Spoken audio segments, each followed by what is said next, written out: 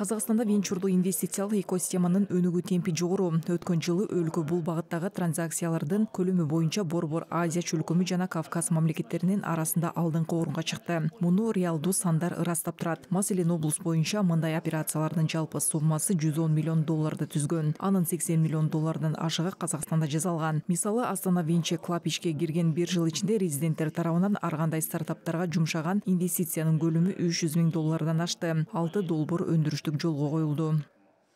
Мы провели уже 2 потока школы бизнес-ангелов.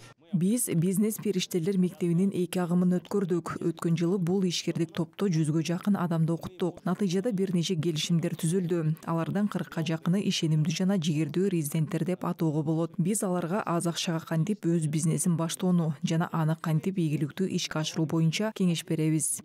Венчурдук инвестициялар жогорку тобокелдикке ээ, бирок ошол эле учурда жогорку кирешелүү каржылык инструмент экени эч кимге жашыруун эмес. Коом үчүн чоң мааниге ээ болгон актуалдуу долбоорлор рынокто өз ордун табары белгилүү. Мындай сарамжалдуу жана ишке ашкан демилгелерге инвестиция салган бизнес периштелердин ийгиликтери арбын болоору анык. Эң негизгиси рыноктун талабын билүү. Ошол эле учурда IT, финтех жана жасалма интеллект тармагындагы жаңы долбоорлор дармиттүү инвесторлор үчүн абдан жагымдуу болот. Анын жемиштерин жаңы баштаган ишканалар жана каржы булактарынын ээлери гана эмес, өнүмдөрдү колдонуучулар да көрүшү керек. Мындай иштеп чыгуулар заманбап инновациялык платформаларда көрсөтүлөт. Астана Хаб эл аралык технопаркынын резиденттери алардын өнүмдөрү рыноктун суроо талабына жооп берерин далилдеп келишет. Наш спикер выступал на большую. Биздин спикер 2000 адамдан турган калың аудиториянын алдында өз өнүмдөрүн сунуштап, 25 мүнөттүн ичинде эле $1,5 миллион кызмат көрсөттү. Азыр инвестициянын алгачкы баскычында турабыз. $150-200 миң тегерегинде акча чогулттук. Биздин жергиликтүү инвесторлар, бизнес периштелер, ошондой эле чет элдик инвесторлар, анын ичинде венчурдук фонддор менен келишимдер бар.